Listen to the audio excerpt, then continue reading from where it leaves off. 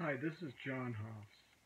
I'm going to tell you one of the most momentous stories in my life. It was the year 1974, and I was 16 years old, and I was in the 12th grade at Palisades High School. And my mother had co-written the screenplay of a movie called Lepke. It was supposed to be a kind of low budget Godfather based on a real life gangster named Louis Lepke Buchalter. Lepke was his nickname.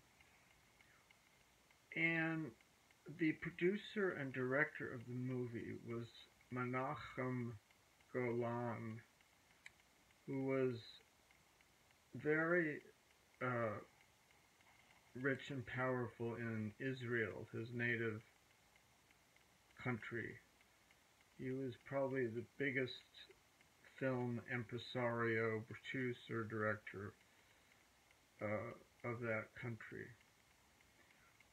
Well, he always dreamed of making movies in Hollywood, and he grew up watching the great American gangster movies of the 30s like The Public Enemy, Scarface, and he wanted to direct his first English language film. He wanted to direct a gangster movie.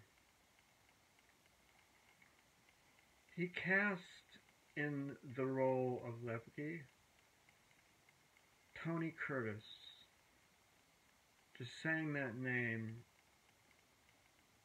is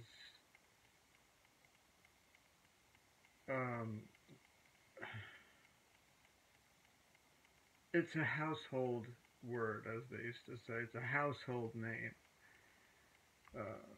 And maybe the newer generations don't know who he was. Maybe there's also a generation that knows a lot about Jamie Lee Curtis, his daughter, but nothing about him. But he was actually only in his early 50s at the time, but he was what they sadly call washed up. His career had peaked, probably in the 60s, and he was now a middle-aged dramatic and comedic actor looking for work. And playing opposite him in what they call the love interest part was another actress who has also been sort of forgotten, and that was Anjanette Comer. Anjanette Comer was very well known for a number of years in the mid to late 60s. She co-starred in the Loved One, which is sort of a cult film about the funeral industry, with an all-star cast and starring I'm drawing a blank on his name, Bobby Morse, Robert Morse, who actually at one time lived a couple doors down from us and was a really cool person. And so she also had what for her was probably the momentous story of being cast opposite Marlon Brando in a western called The Appaloosa, which I've never seen. Actually, it might be worth checking out. She played Lepke's wife, And now here's how I come into the picture. Lepke marries a woman who has a child, which is played by me in the movie. So I am actually playing the part of Tony Curtis's stepson in this gangster movie. Well, there were a couple other interesting, and I guess also kind of washed up people in the cast. There was Milton Berle, Uncle Milty, playing a dramatic role as actually as my grandfather, as my mother Anjanette Comer's father, and of course Milton Berle is also a household name. But another actor that was in the movie was a guy named Michael Callan. And I didn't know who he was, but he had done a lot of television in the 60s, and he'd been in a couple good movies. I think he actually might have been nominated for a Best Supporting Actor or some such award for the movie Cat Ballou, which was starring Jane Fonda and Lee Marvin, and that was a very, very big hit. I remember seeing it like when it came out when I was a little kid and kind of not getting it, but Michael Callan was in that. He was also he was in a couple movies with Tuesday Weld, I think. He was sort of a youth when he started in the early 60s, and but he was a very good actor, and he really was a fine actor. I admired him. And then lastly in the cast was a man who very few people know is actually the nephew of Milton Berle, and that's the actor Warren Berlinger. Berlinger. I think Berlinger might have been Milton Berle's original last name, but I'm not sure. But Warren Berlinger was really kind of the character actor's character actor. He, I don't believe that he ever starred in any movies, but he was very memorable to me in Robert Altman's version of The Long Goodbye from the mid-70s, starring Elliot Gould. He had a small part in the beginning of that movie. I remember that was very kind of cool to see him. Well, once the shooting of this movie began, things moved along very well. They had sets built at MGM, back lot, sort of New York street scenes, sets rather.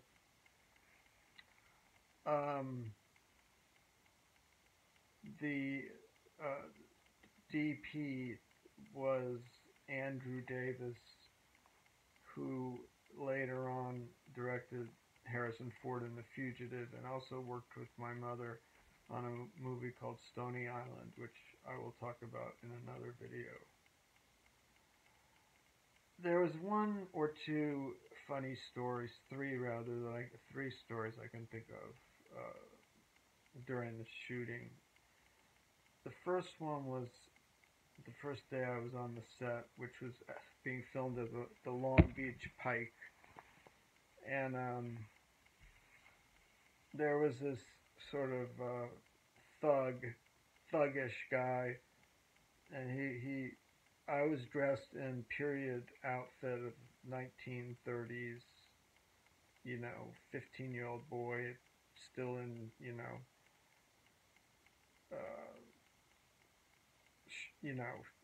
shorts or something. No, not really, but I was dressed with a very large hat that kind of really covered up my face, and I regret that I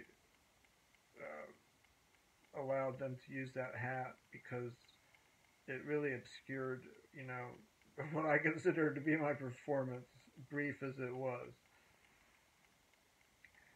So this thuggish dude said to me, "Are you a man?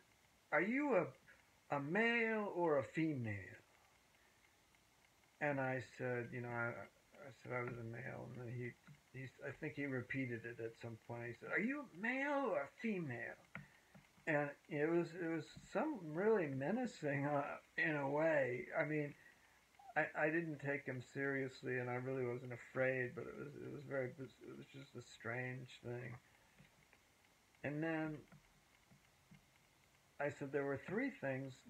That was number one. Number two is my mother visited the set one day, and I remember how Tony Curtis really treated her as a son would, you know, think was actually nicely. That he treated her very nicely, and that he was very considerate. It was sort of like he knew that he could get women, pretty easily, and my mother was an attractive woman, and you know, but I felt like he treated her very, you know, I can't explain it. Just treated her well. So I thought that was interesting to see Tony Curtis, the real Tony Curtis, in real life, and seeing that he seemed like a very good person. He seemed like a nice guy. He seemed like uh, humble and all of that. So the third and probably weirdest of the three stories was one day after the shooting wrapped for the day. I was uh, getting a ride home from Michael Callan, and or actually a ride to his home in Hollywood, and then I think that's where my car was, or something like that. And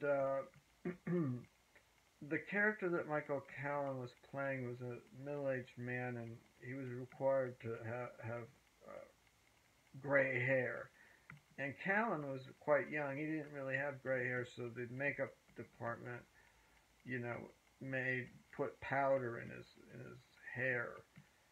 And he was also probably, now that I think of it, still wearing his makeup, because what happened was we were pulled over on the freeway, the Long Beach freeway. He was driving a 240Z, and there was no reason given by the highway patrolman why we were being pulled over. He asked Michael, where was he going, and he kind of just eyeballed me, and I checked. He just kind of checked us out in this sort of suspicious way, and then we left. There was no ticket given or anything like that. So I told this to my parents, and they were like, "Well, it was probably because the police was suspecting that maybe he was a pedophile or something like that." And I always thought that was a kind of strange thing to think, but it's within the realm of everyday life. So, you know, anyway, I kind of think that maybe I should give you guys a break and cut the cord here and